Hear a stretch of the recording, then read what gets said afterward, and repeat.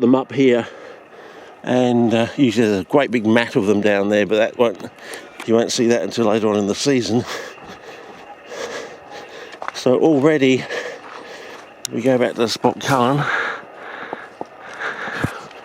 Already, if we go down here, the water from Tuesday afternoon and night into Wednesday morning, basically for about 12 hours, there's been enough water to come through this landscape from up in the hinterland up there to start these off.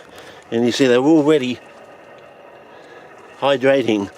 So it's Sunday today, Sunday the 9th I think it is, and I said the election's been called for May the 21st, or exactly on when we say we're in the wet sort of thing.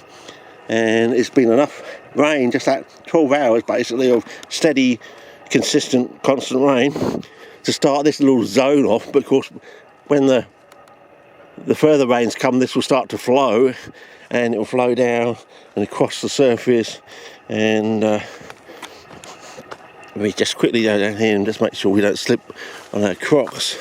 It's like with the roads, you know, when the first rains come and wash all that soapy stuff from the eucalypt leaves and it's built up on the roads, you've got to be careful. It's not quite like black ice, but you know, in European countries, as you can see, the moss is already hydrated up, and you got some little liverworts starting to come out there.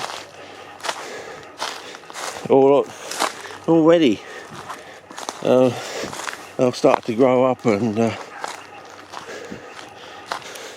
yeah, through there you can see some of them are still in that semi-dormant state. We're coming back very rapidly through this process of poikilohydry, and we got this some sort of legume, I would think. Looks like a legume with its bipinnate leaves.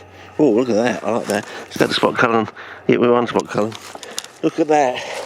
I like the fact that it's got that little pattern in the centre of the leaves there. See there?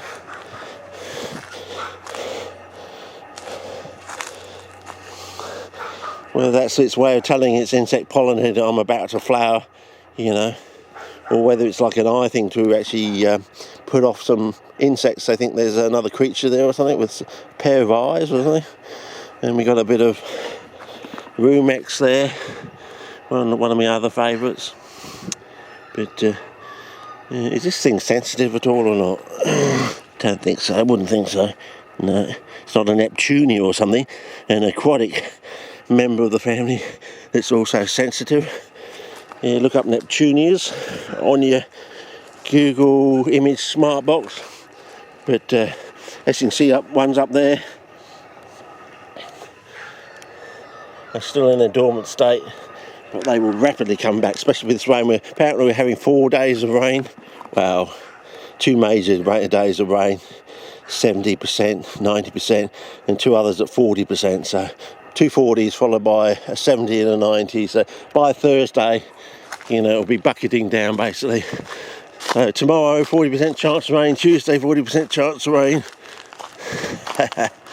And Wednesday, 70, and Thursday it should actually rain. I know. Well, I said the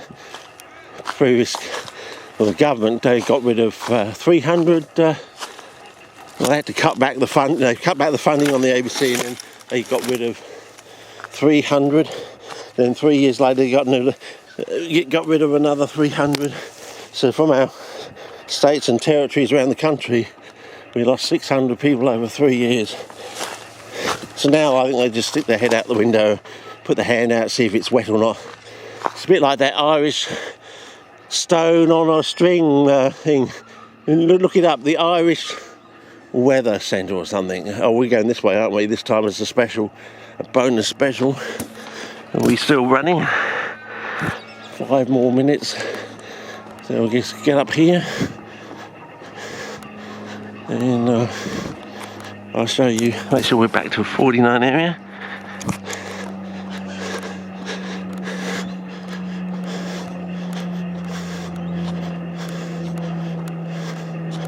So basically what we're really saying is, when these plants are dehydrated, they're not really growing. So in other words, to get mosses, liverworts and ferns, I think they should be fully hydrated. They always say that you should never let ferns dry out, because if they're dried out, they're not growing, basically. do you get my... I quite like this little area here. Little side close, I think they call it. Yeah. A backward facing crescent, I don't know. Yeah.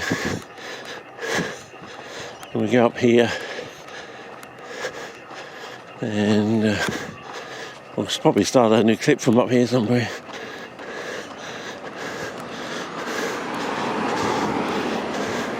As I said to the former mayor of Aberfoyle Park when she turned up at her door, and I said, Aberfoyle Park,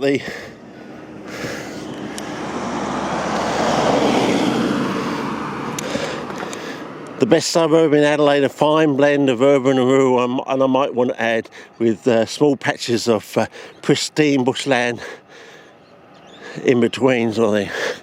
So, yes, I think she probably has now got that engraved on a brass plaque that goes behind a desk or something. So, yeah. I'm one of these strange people that actually wants to pay more tax, but want to have some say of where the roads and bridges go, so they don't put them over a pristine colony of Drosophoria. Yeah.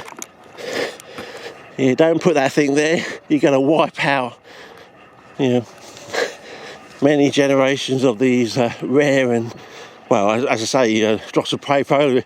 I call it South Australia's most beautiful sundew, but of course we now call it Southern Abbotland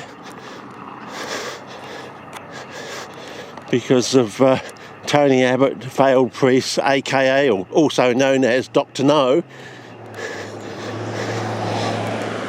But it's also partly due to the Greens, because they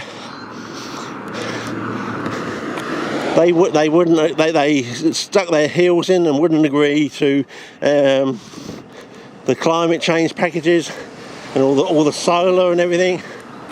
So they basically become a party of irrelevance, because they can't compromise. They can't, what's the word? When two people get together and say, I want this and this, and compromise. They can't compromise, basically. So, had they agreed, we would have had 10 or more than 10 years now of having a solar revolution. What has happened is, in 5 years, Aussies basically said, bugger this, and I saw half my neighbourhood go solar in 5 years, and then in the 6th year, I saw the other half went solar. So in that extra 6th year, they basically did as much work as they had done in the last 5 years, and but we could have done so much more. And all this idea that you feed electricity back to the grid and you get paid for it, none of that has really happened. And I think Aussies are getting sick and tired of this. This is bullshit, bullshit. You told us this. We've ended up having to do it ourselves, spending up to 20 grand or more putting these panels on our roof, and we don't get a kickback now. We've done the legwork, whereas you should have been there being proactive. And that's why I think the Greens has become a party of irrelevance. And of course, also at the last election, so we've lost another 3 years because of this. Bob Brown goes up to Queensland, shouts his bloody mouth off. We lose Queensland and we lose the whole election. And so we've had to wait another 3 years for solar, basically. So, yeah.